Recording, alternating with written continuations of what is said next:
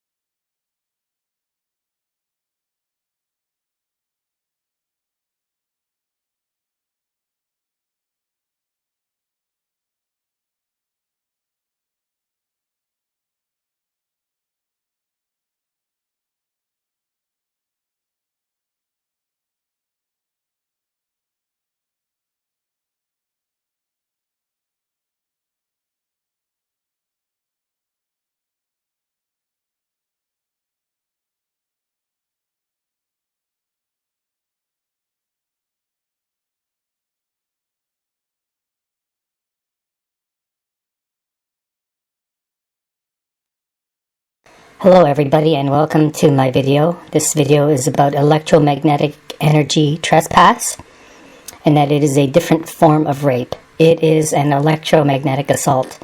So in this video we're going to talk about cell towers and the dangers. We're being microwaved on our streets, homes and at work, and a little bit about chemtrails.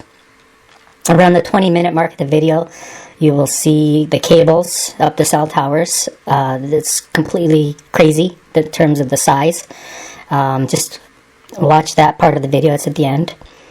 I claim fair use, all rights reserved. I make this video for public protection, and I also want to point out police inaction and that it may be a crime and we need to seek arrests for those who fail to act. No one in government, or no corporation, no authority, no sovereign has the right to permit nor legalize an invisible electromagnetic energy trespass against your body, your children, your parents, your spouse, your pets, your plants, your property. Microwaves going into your body is an act of aggression against life itself. It is a trespass against life. A full-scale act of self-defense is reasonable against this inhumane act on a civilian population. Similarly with chemtrails. Chemtrails block the sun, affect soil, plants, pets, marine life, drinking water, the air we breathe, climate, and our families. It is also a trespass requiring self-defense. Police action is required immediately on both issues. We need to power down the towers and stop chemtrails immediately. And here you can see a picture of the cell towers and a chemtrail, both of which have to end today. Getting microwaved will malnourish you as you eat plenty of food, and some wonder, is this a soft kill? And so let's talk about the microwave oven. Really, we're talking about cell towers when we talk about microwave ovens. The radiation of a microwave can affect changes in your blood and your heart rate. Here's a little picture of a magnetron or any kind of transmitter that transmits to an antenna and produces microwaves. It's just a simple concept. Microwaves will heat up food, and by doing that it uses the polarity of water molecules. Microwaves remove and destroy food nutrients, leaving you overfed and undernourished. A direct connection to fat gain. Here we're showing what a water molecule. It's basically polar. We're showing the dipole moment. And so water, being a polar molecule, is vibrated by microwaves in a microwave oven and outside by the cell towers, causing vibration, causing heat.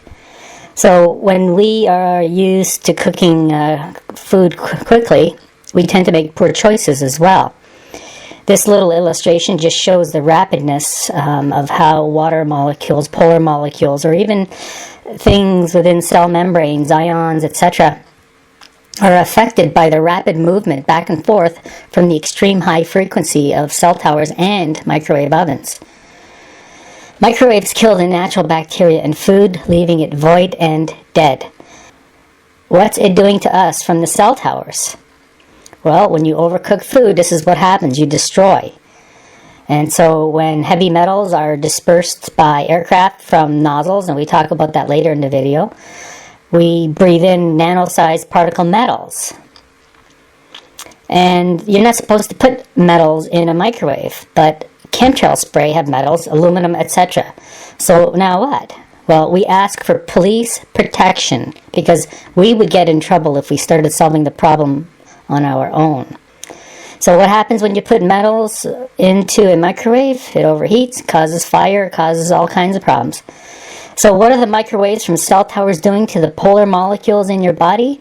Well, it's the same thing being done in your kitchen microwave, but we generally don't know this until now. So we now say power down the towers. It's called bodily harm. In this little segment here, I'm going to basically try to get you to imagine yourself being in a microwave oven as a tiny little life form, and then just imagine yourself, being outside in the world where the microwave transmitter is the cell tower. So really the world that we live in is the microwave oven cavity. And here's what happens when you are in a microwave cavity. And this is what microwave radio frequency radiation sounds like coming from a cell phone antenna.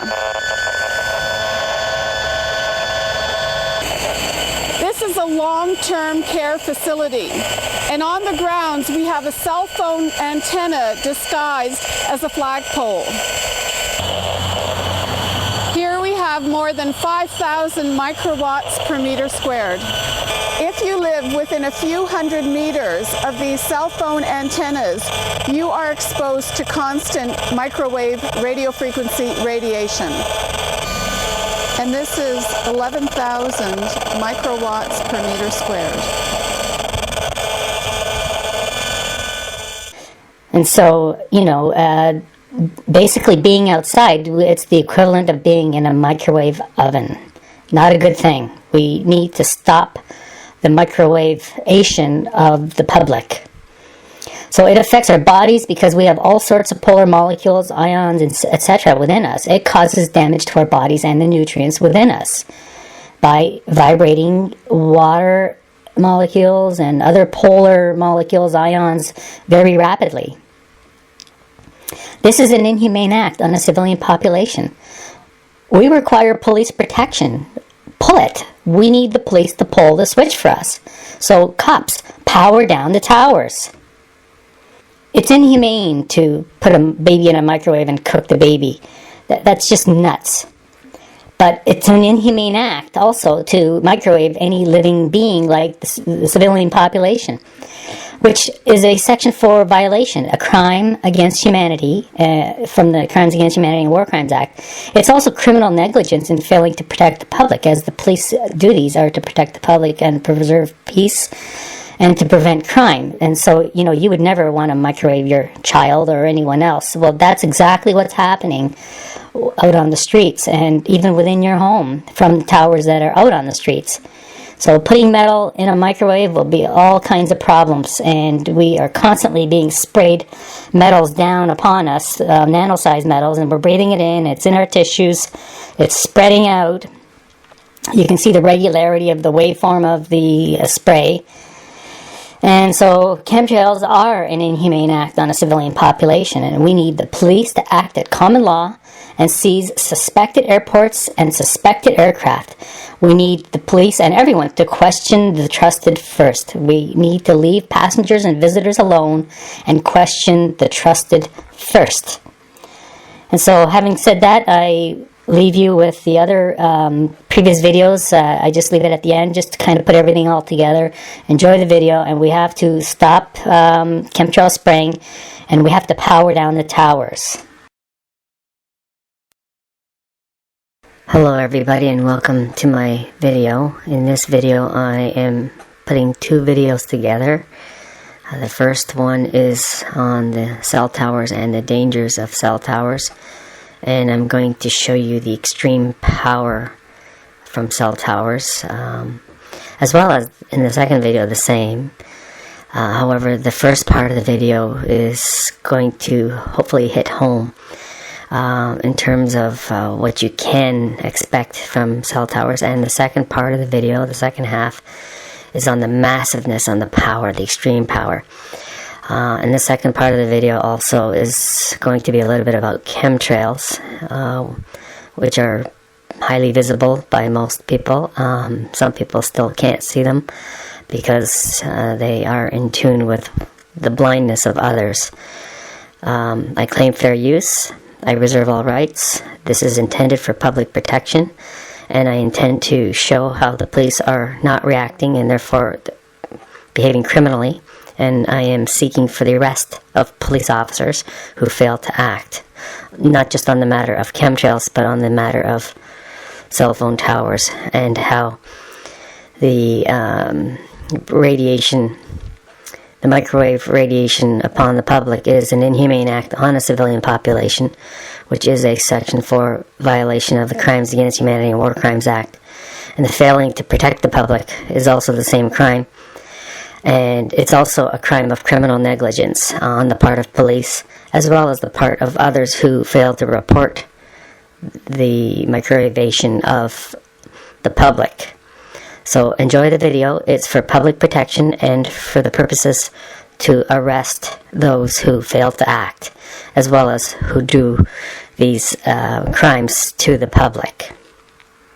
Enjoy the video. Type of emissions. Okay, the reason we're told not to hold the cell phone next to our head is because it's constantly emitting microwave radiation, and as you move it away you can see the level goes down. And this is what microwave radio frequency radiation sounds like coming from a cell phone antenna. This is a long-term care facility, and on the grounds we have a cell phone antenna disguised as a flagpole. Here we have more than 5,000 microwatts per meter squared. If you live within a few hundred meters of these cell phone antennas, you are exposed to constant microwave radio frequency radiation. And this is 11,000 microwatts per meter squared.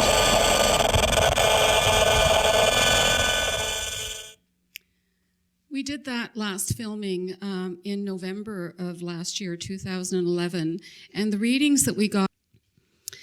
In order for us to be able to have a conversation about this, I think it's really important to understand some key concepts and terms, and this is something I teach at Trent University, so I'm just going to introduce you to some of the concepts that I share with my students as well, and this is called Antennas 101.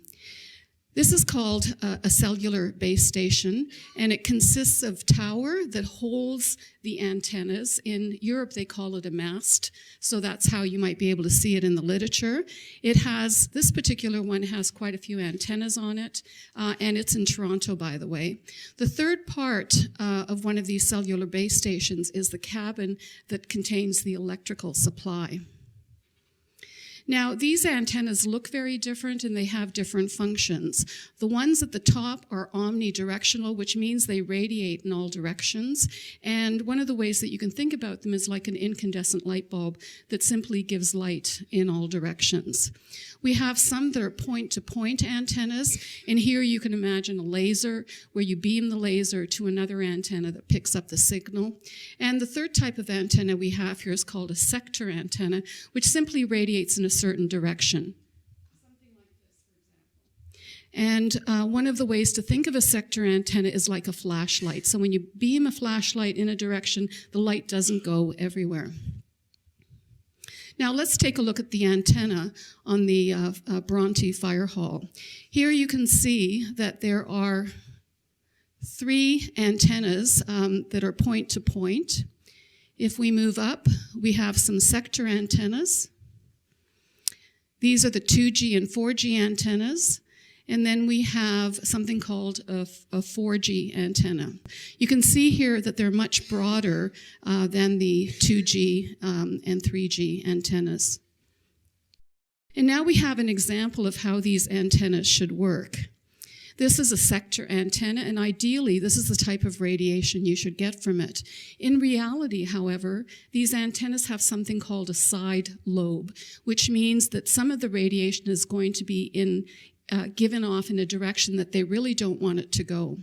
And if we look at the radiation pattern, we can see here that you have very high levels of radiation at a distance of about 200 meters with this particular kind of configuration, but you also have very high levels immediately beneath the antenna. Now, some antenna providers will tell you the safest place you could be when it comes to an antenna is immediately underneath it. So when people are complaining that they don't want an antenna on their apartment building, what the cell phone provider will tell you is, well, if we put it on your neighbors, you're going to get more of the radiation. And so you can see here that this is one of the reasons it's particularly important not to have firefighters' antennas on fire halls. Many of the fire halls, although not the one here, have a flat roof, and the firefighters go on that flat roof to do some of their drills. They also have something called a hose tower. So they take the hose up there after they've used it and allow it to dry. So they actually get very close to some of the antennas that are immediately on or near their buildings. So this is another reason why that is not an ideal place to put them.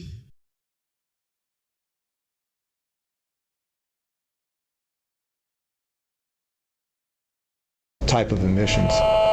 Okay, the reason we're told not to hold the cell phone next to our head is because it's constantly emitting microwave radiation. And as you move it away, you can see the level goes down. And this is what microwave radio frequency radiation sounds like coming from a cell phone antenna. This is a long-term care facility, and on the grounds we have a cell phone antenna disguised as a flagpole. Here we have more than 5,000 microwatts per meter squared. If you live within a few hundred meters of these cell phone antennas, you are exposed to constant microwave radio frequency radiation. And this is 11,000 microwatts per meter squared.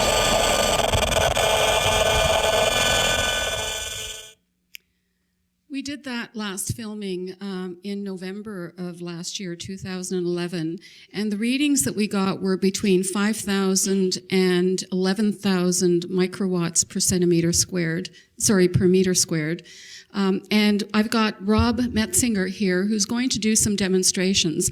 Most people recognize that it's harmful to hold a cell phone to your head, and they will say, but the towers are perfectly safe. So what we're going to do is, while he sets up, is that we're actually going to measure how close you have to get to the cell phone to get levels between 5 and 11,000 microwatts per meter squared. So he's got a cell phone, and he's going to make a call.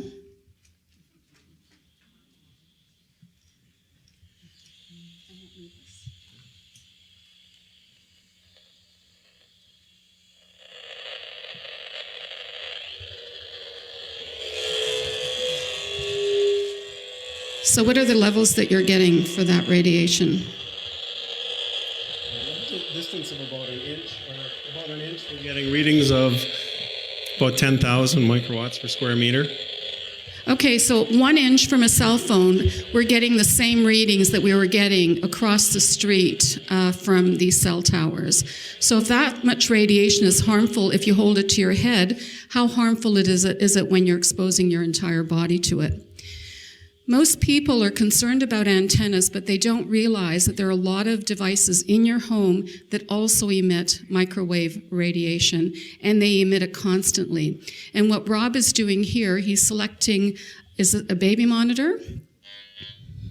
Okay, here we have a baby monitor. Do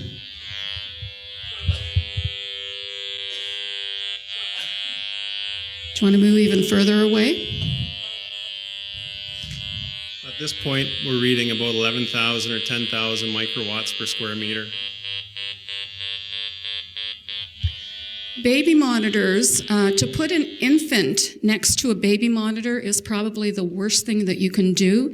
In Europe, they have voice-activated baby monitors, which means they're not radiating until the infant cries or makes a sound. Here, we're basically microwaving infants. We're also microwaving the parent who has the other part of the monitor on a hip or near them. The next thing we're going to show is a cordless phone.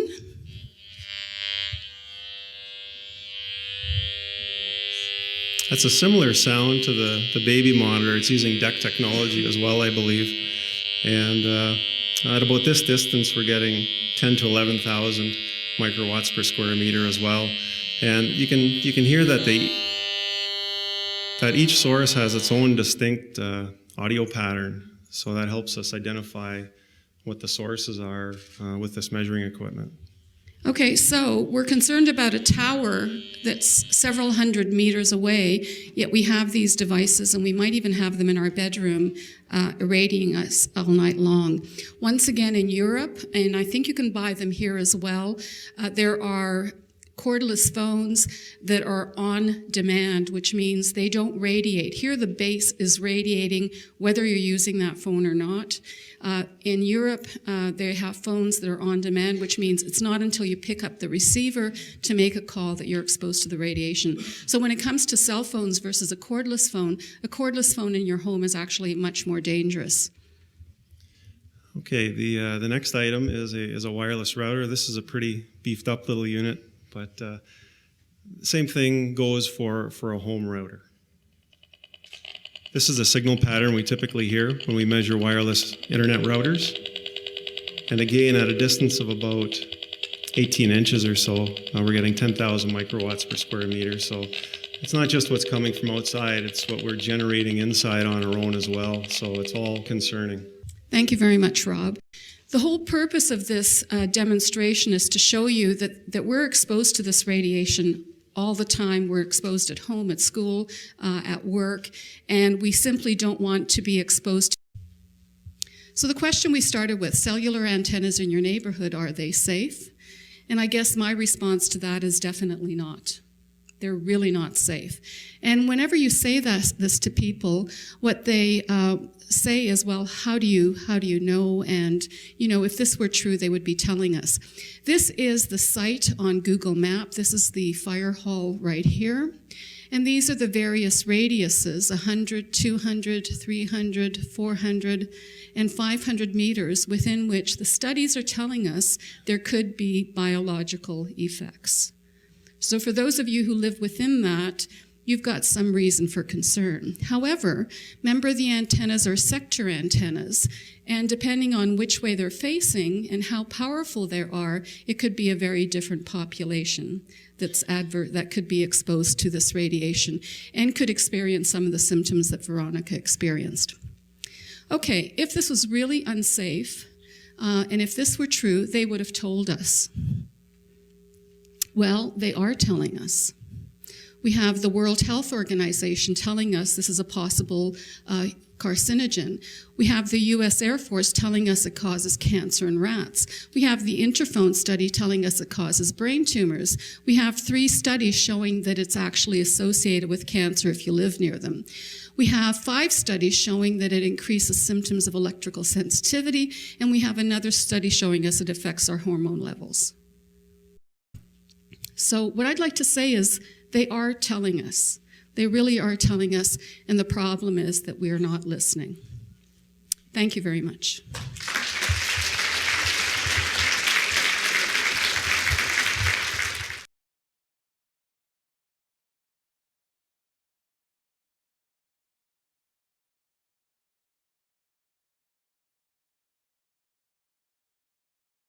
Hello everybody, and welcome to my video on cell towers and chemtrails.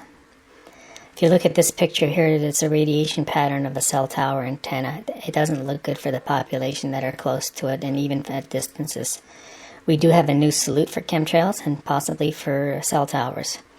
As you can see, microwave radiation will affect human cells in many ways.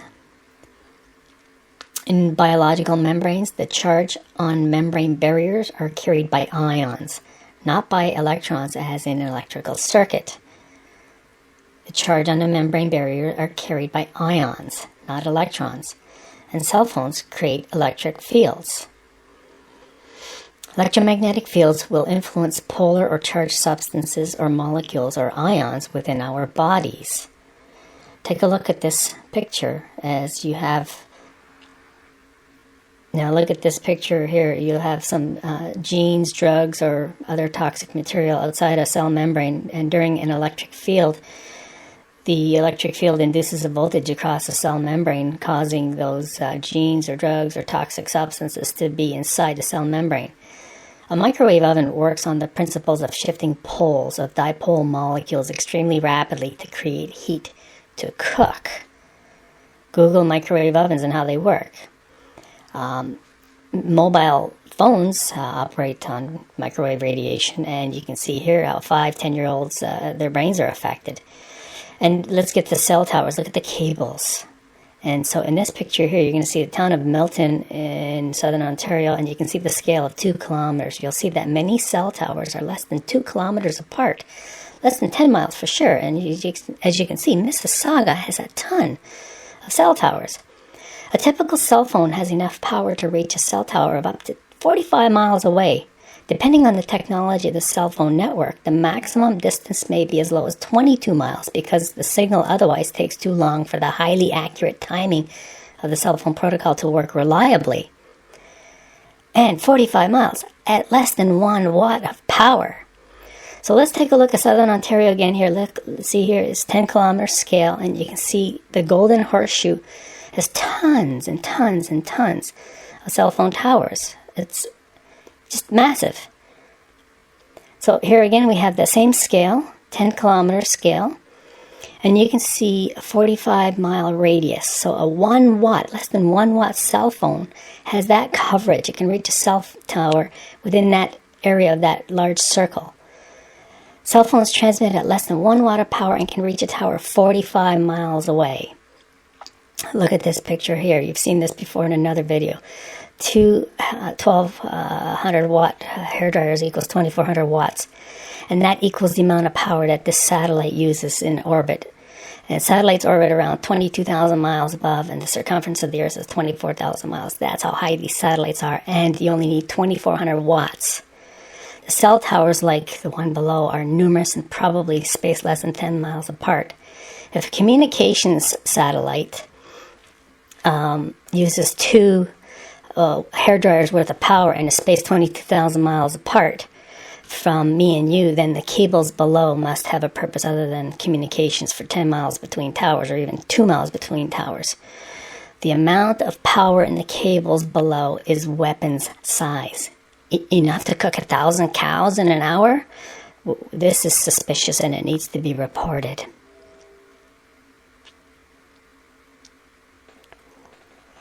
So let's talk about microwave ovens.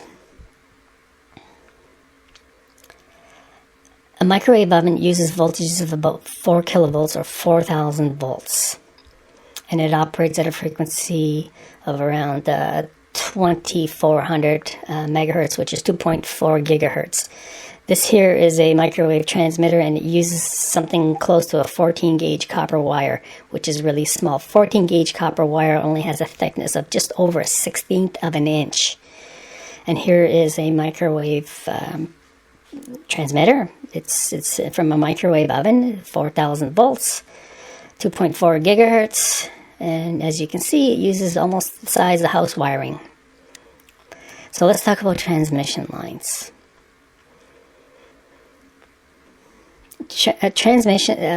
Cabling, 440 cable is about half an inch thick and can handle over 200 amps. We're not even going to talk about that. We're going to talk about this cable that you see on the screen now. This cable here is used in many transmission line applications of cell towers, and the center core of the thing has an outer diameter of 0.71 inches, which is almost 3/4 of an inch, and it has a peak power of 302 kilowatts.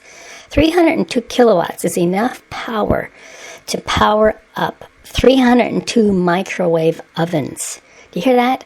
That cable that you just saw, that coaxial cable that powers cell towers, or goes up the mast of the cell towers, can power potentially 302 microwave ovens, because it has an outer diameter of core of almost 3/4 of an inch.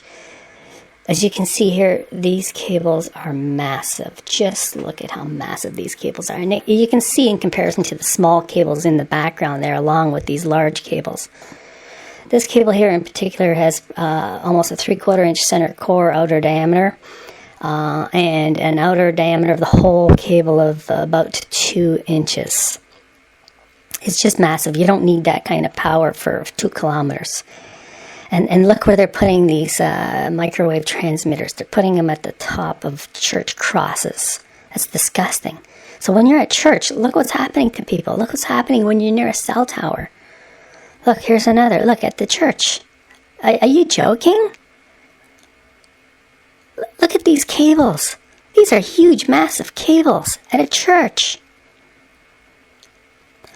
So now let's look at backup generators. This is about a 50 kilowatt generator. That's about enough power to run a house, 200 amp power. And look at this cable here. This is even bigger than the cable I was talking before. It's the thickness of a brick, larger than the thickness of a brick. So back to the backup power for the cell towers. Look at that, 50 kilowatt. 50 kilowatt. That's unbelievable. For towers, when in fact all you need is 2.4 kilowatts to go from a satellite 22,000 miles away. The effects on human cells, let's talk about that. In this picture, you're going to see, genes and drugs outside of a cell, and then an electric field is induced, and then across the membrane, and then all of those things that are outside the cell, could be toxins, drugs, or genes, then end up inside a cell. This could be dangerous, especially if there's chemtrail spraying and we don't know what's in the spray. A lot of people are concerned about chemtrails and nobody's talking about it. The police have been informed or are doing nothing about it. And so if you don't know about chemtrails, take a look at this here. These are lines in the sky from jet aircraft. This is not engine exhaust. These are the output of nozzles. This is not thrust output from an engine. These are nozzle output from an engine. Just look at that. That is not a trail from an engine. That is a trail from a nozzle. It's chemicals. They're particulates. Tiny particulates, nano-sized particulates. And it needs to be stopped right away. Here you see a cell tower, and there again we see some massive cablings, and so we wonder now, in conjunction with the chemical spraying, are these towers used for other purposes? Because if you just talk about the engine, the turboprop engine is basically a turbine engine. It's just like the high bypass turbofan engine. They use the same core engine. It's a turbine engine, so neither of them produce trails. It's only the nozzles at the output. It's a modification in line with exhaust. Just look at the skin. The skin is a different color than the rest of the pylon. It's an addition. It's a modification. And right in line with exhaust. So any kind of trail that comes out of these jet engines is coming from the nozzle. It's very unlikely because of diffusion up in the upper atmosphere. If it was condensation, diffusion would take condensation out of the picture within seconds. Back again to the cabling. Look at the massive, massive, massive cables that go up the mast. Okay, the inner core diameter of that, the inner conductor has a diameter of almost 3/4 of an inch. Okay, these cables, this particular cable has an outer diameter of 2 inches, just over 2 inches. It has a 302 kilowatt power capacity and can power up potentially 302 microwave ovens. And we hope for God that they're not working with the chemtrails in the sky. Again, look at the cables. These are massive, massive, massive cables when a satellite in orbit only uses 2.4 kilowatts or 2,400 watts, which is about the same amount of power as a hairdryer. Okay, this has a capacity of 302,000 watts, not 2,400 watts like a hairdryer. 302,000 watts compared to 2,400 watts of a hairdryer. And the 2,400 watts of a hairdryer is satellite power from 22,000 miles above. Now, many are speculating that these regularities of waves of whatever is from the cell towers or HARP, and the chemtrails are helping with whatever purposes the electromagnetic radiation is shot into the atmosphere with. So we need to stop chemtrails, and we need to stop the microwavation of the civilian population. These are inhumane acts on a civilian population, a Section 4 violation of the Crimes Against Humanity and War Crimes Act, punishable by life in prison. So inform police, and if the police do not respond, we need to make them defendants. Do something.